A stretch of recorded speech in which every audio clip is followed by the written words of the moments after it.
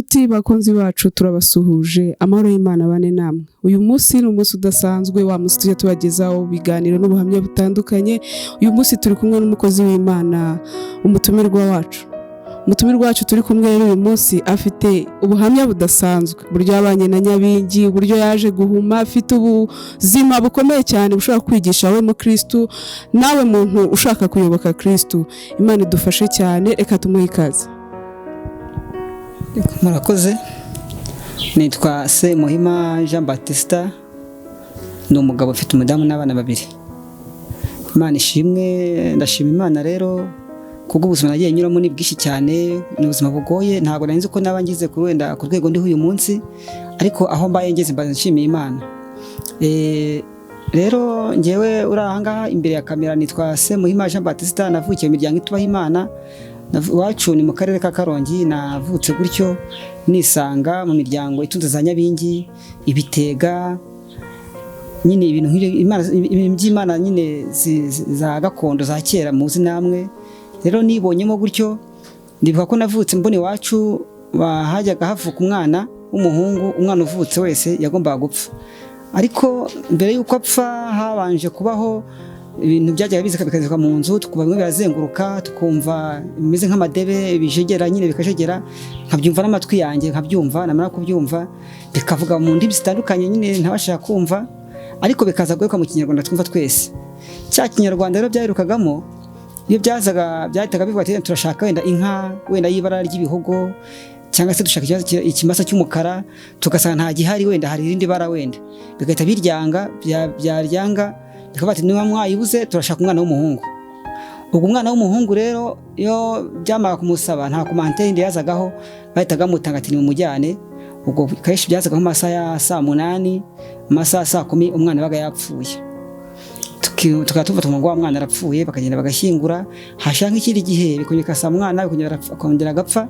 Rero icyo gihe ndiba ko nari mfite mu myaka igeze nko 8, nari ntagiye kumenya ubwenge, giye kumva numva biraje, nabwo bisaba kwa kundi dushaka umwana w'umuhungu. Bimaze gushaka umwana w'umuhungu biransaba nyine, papa itavuga ati nta kundi ni umujyane.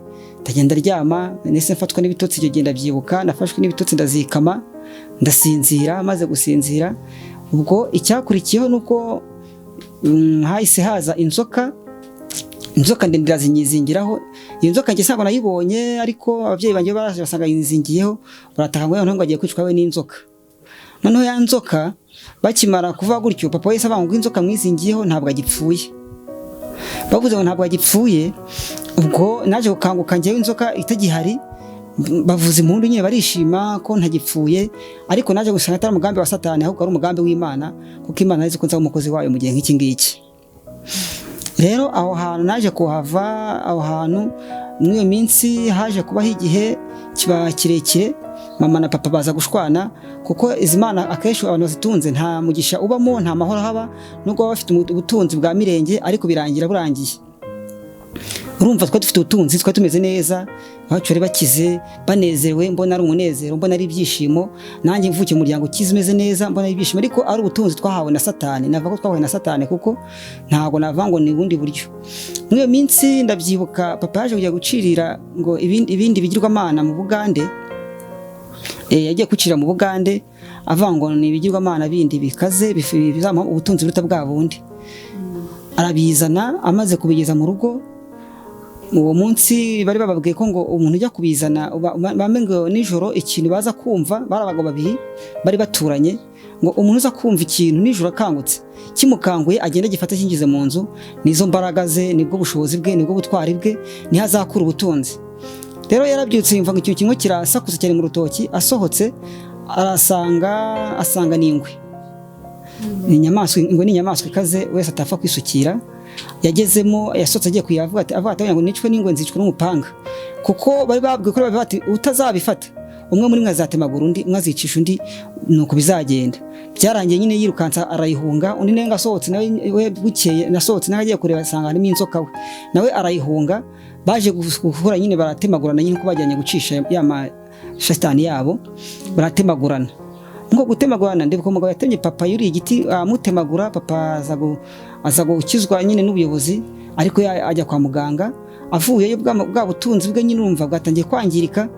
araza ahita ashwana na mama. Mu gushwana mama rero mama yahise yahukana ajya iwabo. Agiye iwabo urumva abana bose bajyana, njyewe ndasigara nk'umwana w'umuhungu. Papa yarankunze cyane, umwana umwe wasigaye yaransigaranye. Amaze kunsigarana nyine tumuho mu buzima bugoye, urumva ubutunzi bwese mama yahise agenda ajyanye amafaranga menshi. Icyo gihe papa yagiye asa nk'acikanye, ariko urumva ajyanye amafaranga menshi ariko atagize ikintu amaze, ari amafaranga ya satani nyine avuye mu butunzi bwa satani. Ubwo mwari mwapfushije abana bangahe? Twari twamaze gupfusha abana 3. Abana bari 3 b'abahungu. Ubundi turabana 5 ngo basigayeho, turabana 5, abakobwa 4 nanjye wa 5. Ubwo rero mva mama yahise bajyana bose, amaze kubajyana nsigara na papa. Papa turasigarana nyine yasha kandi bagore, njye nambaho nabi, ubuzima budasanzwe, nkasa nkaho mbaye nk'imfubyi. Umuntu nigeze ndwara amavunji ibirenge bireba inyuma, ndahinduka ukundi kuntu. Umunsi umwe nyine baza bugeze mushiki wanjye mukuru aza kugira impuhwe ze kunsorebye kuntu nabaye, arantwara. Amaze kuntwara ndibuka ko yaje kuntwara agasanga nasinziriyeho aho njyamye ku muhanda kubera inzara. Ntago nasinzire kubwo ibitotsi ngo nibw'inzara, naryaga nyine hashize kirekire, ariko papa nyine hageze ko umwana ntabwo yari yahari cyangwa se arimo tukabisangira. Ibyo rero byaje kuvaho nyine barantwara njyana kwa mama, imiryango y'iwacu nyine yo kwa mama, aho mama yahukaniye. Hageze mama aho yango anyakire neza, ahubwo yabatuye umwana mbona atari seriye, mbona ashaka kuzanyitura ibyo nakoreye ise. Kuko urumva twa dufite ikibazo cyuko twa tubayeho neza dufite amafaranga, noneho amafaranga wumva mama amaze kuyajyana, papa yise ahungabana, asa nkarwaye ibisazi, asa nkabaye umusazi. Nabona bugingo n'ubwo ni nk'umusazi, ntago ari seriye, ntago ari muzima 100%. Wa muntu w'umusinzi nyine wibera aho ngaho akibere aho iyo ngiyo. Umva papa yise asigara aho ngaho, inzara yisenye twabagamo, ahatera insina arangije aragurisha, isambu yose aragurisha, byose birarangira nyine avanaho byose. Aba ngabaye nk'umusazi. Ariko sinavuga ngo none n'ubusazi bundi, ni bya bihembo bya satani, ni kwa kundi satani ahemba. Ibyo byaje kuvaho rero, ubwo mba kwa mama maze kuhaba, ariko naho nsanga aho mbaye, naho nsanga naho batunze za mana zabo. Ese ubwo tararenga aho ngaho papa yitwaga umupfumu muri quartier cyangwa? Ntabwo ari umupfumu, ni kwa kundi umuntu atunze ibintu mu rugo iwe, ariko we ku giti cye n'umuryango by'umuryango. Ariko nababona nka gakondo kwa gasozi hafi ya bose, abantu bahatuye bose bari batunze ibyo bintu hafi ya bose, ariko ari gakondo nyine bya bindi by'imiryango bahereza nyine by'imirage. Nibaza rero twakomeza, ndibuka ko turi aho ngaho, tugeze aho ngaho mama nyine nari ngiye kubanye kwa mama kwa bamarume nyine. Nasanze aho bafite imana ziruta ibigirwamana bita bya n'iby'iwacu aho mvuye. Hageze sokuru arankunda, nyogokuru arankunda. Nyogokuru wanjye yari umupfumu, na sokuru nawe ari umuntu waho ufite imana bye. Ndibuka ko bafite n'uruhereko wacu nta muntu watwibaga aho ngaho kwa sokuru. Iyo watwibaga waheragaho, kutwiba gusa ahita guheraho, niba ngo wasanga agiye gufata nk'igitoki ugasanga wahezeho.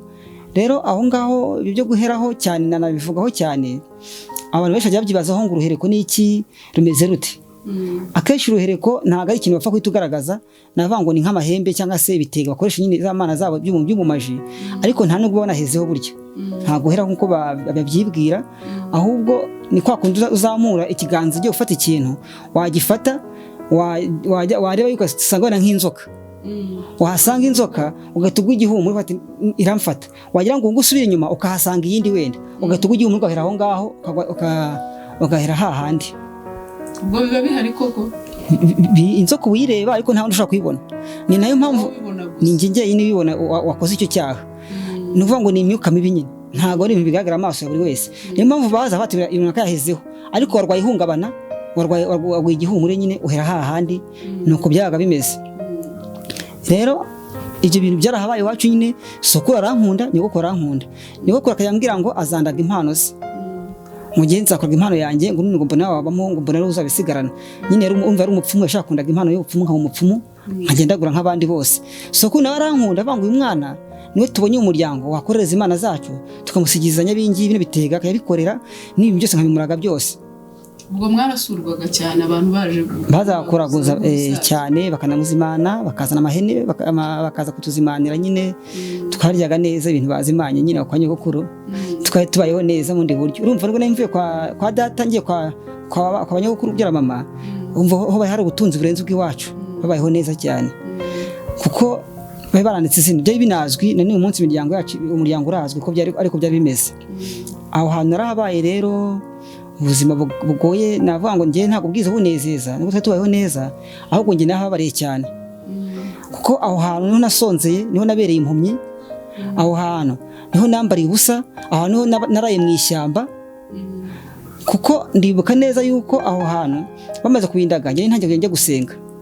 Mushiki wanjye mukuru yarasengaga, ari mu masengesho asenga, tubana aho ngaho atangira kutwigisha gusenga, nkajya gusenga, noneho nkakunda gucuranga cyane piano. Kwa gucuranga piano byatumye nkunda mu rusengero cyane, nkunda gusenga cyane, noneho najya gucuranga, no gucuranga mu mucuranzi w'umuhanga kuri piano barankunda. Nari nkiri umwana muto ariko nkacurangira amakorali akomeye aho ngaho ku rusengero iwacu, barankunda. Bamaze kunkunda ubwo nanjye ntangiye gukunda mu rusengero no gusenga, ntangiye kubimenya neza ariko ntabimenya neza cyane, nsenga by'ubwana ariko Bibiliya ikavuga ngo ntawe usenga kino. Burya uko usenga ukina niko ugenda Imana igufatiramo gakeya paka uzajya ugakomera muri byo. Noneho rero uko gusenga sokuru yaguye kujya bindaga, bakaza bigeze bazakoresha umunsi ngo baze kubindaga uwo munsi, bateka inyama bagisekurume ngo baze kuyotsa nyine, bakora imihango yo kugira ngo babinkireho nyine umwami wabyo burundu. Sokuru yari afite ibintu biteye ubwoba, ndibuka ko muri iyo minsi baje gukora ibyo ngibyo, bafashe inkono, sinzi inkono yo muyizi wenda ariko abankurikiye bamwe barazizi n'abatazizi. Inkono ni ikintu babumba mu ibumba, bamara kukiba mu ibumba bakagitekamo, none bafashe ariko ifite akantu k'akabondo baragakase nyine, bamaze kugakata bacanamo nyine inkwi zisanzwe muri saro. Bamaze gucana muri saro botsaho inyama, bavuga ngo bazizane nzirye nyine, umva n'ingero umushefu wazo nyine, ingero igitaramo cyateranije igitaramo. Bamaze kuzotsa ngo nzirye ngiye kuyirya, nahise nikubita hasi ngo muri koma. Maze kuva muri koma bahise babura icyo bakora nyine, barahungabana, bumva baziriye ntakiriho nyine, ntakiri mu mwuka, nasubiye nsa nk'uwapfuye. Ubwo inyama zimaze gushira njye narazanzamutse, naragarutse. Ariko mu ngaruka mfite ubwenge ariko numva ariko bavuga ko napfuye, ariko njye numva nkamenya ngo tantaraje, mama wacu araje, marume araje, nkamenya umuntu uhageze uwo ari we nyine. Nuko kuhagera ariko ibyo akora byose nabyumvaga nyine. Sokuru yagiye azana ingoma, sokuru yamwitaga Eliya. Azana ingoma arayivuza, afite ingoma yavuzaga. Mu muryango wacu habaga icyo kintu cyo gupfa, abantu bapfa, yavuza ingoma ugahita uzuka. Nanjye se avuza ingoma maze kwivuza, ndazuka ngarura ubwenge.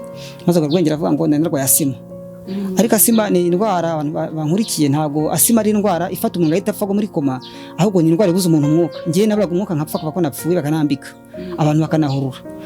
Rero ndibuka ko banaje uwo munsi, barahageze, bamaze kuhagera abantu bahuriye, maze kuvuza ngo maze kuzuka, ndabyuka nyine nk'umufite imbaraga nke, ariko mpita njya mu kanya gato nk'umwana njya gukina n'andi bana nyine mba muzima. Aho hantu sokuru itavuga ngo uyu mwana nimutamubuza gusenga ntabwo bizakunda, kuko gusenga kwe n'izi Imana zacu birarwana, ntabwo ari ibintu bihura. Kugira ngo azakorereze Imana abo umwami wazo, abo umupfumu w'umuryango, nuko uwo muntu muzamubuza gusenga. Ubwo atangira kunkubita, bambuza gusenga. Kubera rero ushaka kubuza umuntu ikintu ntabwo mukubita ngo ushyira gahato, ahubwo mubuza neza. Njye bashyizeho imbaraga, nanjye nshyiraho imbaraga zanjye nk'umwana, ntangiye gushyira imbaraga zanjye nsenga ku mbaraga, kuko bashiki banjye baba bananshyigikiye. Iyo ufite umuntu ugushyigikiye mu kintu rero buriya biba byiza. Rero byarakomeje nyine bigenda gutyo, barambuza, ndakubitwa. Uko bankubita nkakomeza nkasenga, bakankubita nkasenga. Bigezeho igihe cyarageze baza kumbuza gusenga, none maze kumenya ubwenge. Nari mvuye kurepeta, nigaga mu mwaka 3 primaire. Mvuye kurepeta, umva ni n'umucuranzi. Mpageze niko aho niho nabereye impumyi rero. Abantu benshi bibaza ngo nabaye impumyi gute? Nivuga ngo navuyeyo ngeze aho ngaho mu rugo, mama arankubita hahandi ho gupfa. Noneho natatse mbona abantu barahurura. Mfite mushiki wanjye muto iwacu, niwe wagize aratabaza abantu, barahurura. Maze guhurura basanga mama ndi hejuru enda kunyica. Soko manyandishije imbaraga, ahubwo nafite umutima wo kubaha cyane muri ngewe. Numva afite umutima wo kubaha, nkumva sinarwana mama. Arankubita njye hejuru nyine, bigezeho noneho mbonye ngiye gupfa, ndipfusha nyagupfa. Avuga ati ubwo upfuye kanze nkusonge neza ndeye kupfuye. Ankubita ipfusi by'imisaya mu maso, amaso nyine arapfa nkapfuye, amaso arameneka arangirika cyane. Amaze kwangirika mpita mba impumyi gutyo. Ndabyibuka nahise njya numva sinabaye impumyi burundu, nabasha kunyeretsa nkareba, ariko mu gihe cy'izuba nkaba ntareba. Ngenda njya kwa directeur w'ikigo, mubwira ibibazo nagize, ngira ngo ndi kubwira wenda ari bunyumve. mama rero akenshi mama ni umuntu w'umusinzi cyane, ari umuntu w'umusinzi nawe cyane nyine ukunda gusanya n'abantu kandi akamenya gusengera cyane, ibintu byo gutanga amaruswa no gusengera yabishoboye. Deregiteri rero agiye kumuregera ngira ngo wenda ndi kuregera yibunyumve nk'umushinzwe uburezi bw'abana, ahubwo nyine bakuyimubwira we yahise amagaza mama ku kigo, mama araza bansa ku kigo, ndi mu ishuri, nicaye mu ishuri, baramamagara mu biro bya deregiteri, ubundi barankubita, noneho ahubwo noneho bajya bankubita neza. Ndabyibuka twiga twambaye uniform ya kaki, ya kaki bankubise uniform ihinduka amaraso, kwicara ku ntebe birananira, mva mu ishuri gutyo. Aho niho nagarukiye amashuri yanjye, niho nahise nyasoreza. Numva nagiye mu ishuri, maze kwicara mu ishuri nahahamutse, kwicara mu ishuri byananiye, mwarimu abonye nawe abibonye ko nabaye ararira, arataka, aravuga ati ibi ni ibiki mbonye, noneho bibaye bite. Ndangije nanjye numva kumwe mugwa kigikiye wenda biri bugire ijambo. Bambwa mama itaza ansaba mu ishuri nyine nk'umuntu uyoboye ikigo, nkaho ari wari ukiyoboye ahari, avanga garuka gukubita izindi ntago zihagije. Nebye ukuntu bagize mu biro, ko ndibuka mu biro wenda mu biro ukuntu bankubitaga, bamanywa amaguru hejuru, nkayazamura hejuru, bagakubita inkoni hagati y'ikibuno, nkakubita umutwe hasi ushinze, nkongera nkasubizaho gutyo. Nibutse ukuntu nakubiswe n'ukuntu nabaye no kumavuye meze no kwicara ku ntebe byananiye, nahise nsoka mu ishuri ndiruka. Ndagenda ntangira kugenda nyine mbaza ahantu ho hari akazi, nabona ufite akazi, afite nk'ikiraro cy'inka, nkakubaza nta kazi. Kugira ngo ndebe ko nabaho, sinifuzaga akazi, ahubwo nifuzaga naba nkabaho, nkako nagira ubuzima buzima. Urumva ahantu nakoze bwa mbere bamye amafaranga 300 ku kwezi, numvaga ari menshi nayo, ariko naho bari mu barozi. Imana yishije ishuri ry'uburozi cyane, nibyo nasangaga. Yandi birivuga ngo nguzahonga intare ngo bwo mu rwobo. Aho nahongaga nabaga mu handi, Imana iri kunyigisha, kuko ariko nashimye Imana itaza kunyigisha ahari sine kuzaba wenda umuntu wundi mubi cyane, ariko yanyanga hari se binyigishemo bikubiterwemo. Nkora ahantu aho ngo ndahakorera nyine, hari mu barozi baruga byahatare nyine, bazuraga n'umuntu upfa akazuka. Ndabyibuka ko bazuye umuntu, nasanze umukecuru, nsanga ise umugabo we yarapfuye. Mpageze nyine ndahakorera, barankunda, ariko makora ndi impumyi ntabona. Bankunze umunsi wa mbere banyakiriye ari imvura yaguye, imvura bagaguye naga ndeba neza, ariko izuba ryari rirashe gatoya sinbone, kuko ndibuka ko bantumye bajya kunyirukana. Nakoze bwa mbere barankunda ngo umwana wubaha, bantumye icyanse muri saro, bantumye icyanse ku cyanse cyakingana ndakibura. Bati basi genza n'umutozo ndawubura, bantumye byose ndabibura, kuko sinindikora nyine nahumye nyine, kuko izuba ryaga mu cyo bagandasheho. Numbibuze umugore yaraje amfata muganga angutse kuza urukuta, arambwira ati sinaje gutunga bya ruhuma, usohoka utahe uyu mugabo kuzanye sinwemera sinzi bye. Yari umukonseye mu gihe cyo cy'abantu abantu babakonseye nyine, yari konseye umugabo we, avatuye uyu mwana wimwirukana, ashaka afite ihungabana, iyo tubonye ndashaka no kuvuga, aze tuzabanza tumenye ibye neza, tumwegeze ariko mukora n'umugisha. Nyine umugabo ashyizeho itegeko, umugore arandika, umugabo agiye mu kazi, umugore aranyirukana. Nese ngenda ncyase ndarira, nibaza ukuntu nzabaho, numva nanze umuryango wanjye, numva nanze mama, numva nanze papa. Numva papa ntacyo yamariye, mama ntacyo namariye. Nari maze kugira imyaka 12. Wari muto cyane. Nari muto cyane. Umva nanjye ku rwego rwo kwitunga, nkibeshaho, bitangira kumpangayikisha. Naje kuva aho hantu. Ubwo ntabwo wagiraga uri muri ubwo buzima bw'abapfu, ureba ibintu biberaho ngaho. Urumva iyo uri umwana ntabwo ushaka kugira ubwoba bw'ibyo ngibyo, ntabyibuze. Numva nibyo nabyibuse nsanga ikintu uvutse usanga iyo uvukiye mu muryango utunze imbwa ntabwo utinya imbwa, kuko wumva ari tunga nk'irindi. Ntabwo nabitinyaga rero, navukiye muri uwo muryango umeze gutyo, sinari ko bitinya. Bani wararigeze kugerageza gukiza umuntu nawe muri ubwo buryo? Oya, nayo nkiri umwana ntabisobanukirwa neza. Nubwo no babimpatagamo gutyo no kubyanga, kugira ngo nkunde gusenga, ntabwo nakabyanze ubundi, kuko sinari nakamye ububi bwabyo. Ahubwo nabimenye nyuma yo kuva mwizo nkuko kujya gukora akazi ko kuragira ubushumba, ibintu nk'ibyo ngibyo. Aho hantu rero naje kuva aho ngaho bazuraga umuntu, ndabyibuka naje guteta nyine, nzi guteta cyane. Nka umwana uzi kubaha cyane, nubwo wabansuzwe nkakubaha kugira ngo mbone ko nahaba kabiri. Naje kuhaba aho hantu rero, nza kuhava, ariko wenda nsuye inyuma gato ndebye aho kugira ngo bazure umuntu, ntasana ukuntu bazuye umuntu. Naje kubyuka bageza saa 7 z'ijoro, bakabyuka bakajya hanze, nkumva barabyutse, abana umuryango wose ukabyuka, kuko ndi umukozi. Burya umukozi nyine agira ukuntu yitwara. Ngiye nkaryama, bugeze ndafata nzabyuka mbakurikire. Ndabyuka maze kubyuka umunsi umwe bari bicaye nsanga mu cyaro rero bashyinguraga mu ngo, nsanga bicaye kuri cya gituro bakizengurutse, nanjye mpita mbicamo hagati ntimwaramutse, baranyihorera ariko mpita nica ndareba umukecuru avuga amagambo, amaze kuvuga amagambo yavuga byose yari afite ikintu kimeze nk'umurizo w'inka agikubita kuri wa musaraba, akimara kugikubitaho abantu bose bari baraho basa nk'abaguye igihumure nyine dusa nk'abahungabanye, ngiye kubona mbona umuntu yicaye kuri wa musaraba asa nk'uwicaraho nyine neza yifashe neza, amaze kuyicaraho njyewe sinari nzi byagiye ko nk'umuntu wabaye muri za mana z'iwacu nari mfiteho kanosiyo, nahise mbona ko imyuka mibi kandi namaze kumenya gusenga, nzi ko gusenga bibaho, nzi ko imyuka mibi bibaho ariko ntabasha kubiha imbaraga zingana, ntarabasha kubitandukanya. Wahise wicaraho n'uwo wari wapfuye? Yisaza nyine yicaraho, baramubaza ati nk'umutware w'umuryango watubwira iki, bamubaza ibibazo by'imiryango bafite imanza ukuntu bazaburana, abwira ukuntu bazaburana n'ukuntu bazatsinda, arangije ahita afata umwana w'umuhungu uri aho ngaho amubwira ati wowe ndagira ngo ndasize ntaguhaye 8 nkuhaye urahanaha. Aho hantu mu karere ka Karongi twari turi ahantu bita Mwendo, amuha 8 ahantu ku muhanda ndahibuka, avata ariko nyiko ntazemera ko hatura, kugira ngo uzahature nuko uzamwica, numara kumwica we uzahaba ariko nutamwica wazakwica. Naje gupereza wenda ntabwo amwica nkihari ariko naje gupereza nsanga koko nza kumenya ko ngo baje kurwana akamwica, yamara kumwica bakanamufunga ariko baramufunguye atura hahandi, mpita mbona ko ibyo imyuka mibi yagize ibyikora. Aho hantu naje kuhava rero, naje kuhava bamaga Turwasa, naho bamaga Turwasa aho naho nza kujya gukora ahandi hantu, naho hari mu barozi batanga uburozi bagabura. Wakomeje kuba mu barozi bagabura banabucuruza, ndiba ko umuntu ijya gucuruza bakaza bakabikora ndeba, noneho ngewe nk'umuntu wamaze kumenya ubwenge nshaka guteta cyane njya ngo mba ahantu bankunde banyizera ngirire icyizere, nuko nazaga nkateta nyine. Naraje nsanga rimwe aranika ibintu nyine biraho by'ibinyama byose, barika ku gataro nanjye kumufasha nyine, ntangiye kumufasha ngiye kumufasha ngo intoki ahita mbuza, atambwira ngo ya wikoramo. Mpita ngira agahinda mwiha ko mbabaye cyane, mama kuki umbujije ko ngufasha kandi nshaka kubafasha. Atambwira ngo ya ubanza wambara amashashi, anyibika amashashi nyine ajya hano gutya, aravuga basi ngo ugira gutya ntacyo. Ubundi ku manywa byagenda nijoro bagashyira ku bikarayi bagakaranga kugira ngo bitanuka bitagira umunuko, cyangwa se bikajya bazahinduka ifu bakabitanga akantu kazaza kubicuruza ndeba bakabigura.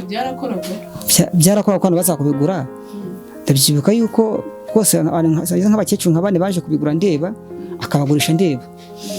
Noneho aho hantu Imana yarahandokoreye, nahamaze icyumweru kimwe aho hantu, ntageze aho natinye umutima urandya nkagira ko nanjye azanyica. Aho hantu kugira ngo mpave naje kujya kuragira izo nka, nziragiye hafi yaho nabaga hahandi navuye muri abarozi ba mbere, bambonye baraza ati ko ari umwana mwiza tubanye neza, waducikiye iki niki cyatumye ugenda ko twari kumwe tubanye neza. Bati rero tukubwire twe turi abarozi, nawe urabizi ko turi abarozi, ariko aho wagiye ho baturenzeho bazakwica nta mpamvu bazakugirira. Bahita bambwira bati noneho rero niba bimeze bityo ushaka ukuntu wahava uza tugushaka ahantu tukakujyana, none se basi ngaruka iwanyu. Urumva banshukije amafaranga bampaga 1000 ku kwezi, 1000 uvuye kuri Turwasa ni menshi cyane, nese numva ari menshi nyine ndayakorera. Bambwira ati garuka tuguhembe 1000 ariko ntuzi iwacu kuko bazaguhiga bakakwica, turakujyana ahandi hantu igitwe ku mukobwa wacu. Ugerageje kwihuta wenda ukatubwira ukuntu nyuma y'ibyo byose waje guhura n'agakiza, wamenye Yesu gute, ese ubwo buzima waje kubuvamo gute bw'abapfumu n'abarozi ukaba umukristo? Kugira ngo mpave rero aho ngaho banjyanye igitwe, niho navango niho natabariwe, niho nakiriye amaso. Umva ko ntago nabonaga, nahasanze umukobwa w'umuganga aramvura, amaze kumvura anyitaho cyane, amaso arakira, narwaye nza kuhava mpita ntaha. Niho nabonye agakiza mu gutaha, ngeze mu rugo yamaze kumvura amaso avuga ngo ntahe njye kwiyereka umuryango wanjye ngo arebe ko nakize, kuko yarazi ubuhamya bwanjye bwose namubwiye ko nabayeho nabi. Amaze kumvura ngo njye kwiyereka umuryango, maze kwiyereka umuryango nageze mu rugo nsanga mushiki wanjye yarwaye, amaze kurwara ndavuga ngo sinzahava. Wa undi muto wabashe kuntabariza bakankiza mama ntanyice, ndavuga ngo ngomba kumurwaza nkahaguma nyine. Nuko kuhaguma nasubiye gusenga nanone, nsubira mu rusengero maze kumenya ubwenge, namaze kuba mukuru, noneho maze kwifatira umwanzuro ntangira gusenga, maze gukizwa ndakizwa neza, menya Imana neza, maze kumenya Imana neza, aho ngaho niho nakirijwe menya Imana, ariko nsanga sokuru yarapfuye, hasigaye nyogokuru wenyine gusa. Urumva biragoye ariko aho niho nakirijwe maze gukizwa neza, ariko nsanga asize umuntu agiye mama ngo ahazazira zimaze twarazimuhaye twazimumurikiye azazikorere. Ubwo niho maze gukizwa, naje ndasenga, ntangira gusenga, ariko nkumva mfite urungabanga, numva nshaka kumenya ukuri cyane, nkavuga ngo ubundi munsi nkumva nawe umusilamu, ubundi nkumva nawe umurokore.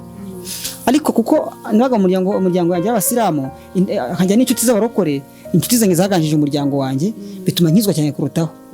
Maze gukizwa nagize cyane bati niba nese nshyira navango ni nk'inzira ebyiri nashyize imbere yanjye, mbwira Imana rero nshaka kumenya ukuri. Bamwe barambwira ibyo abasilamu, abandi bakambwira iby'uburokore, kugira ngo menye yuko uri Imana ibaho koko, iby'abarokore bibaho koko, uzaba umwuka wera. Murumva ko afite ubuhamya burebure kandi bukomeye cyane, nshuti bakunzi bacu, ariko tugiye kuba tubusoreje ahangaha.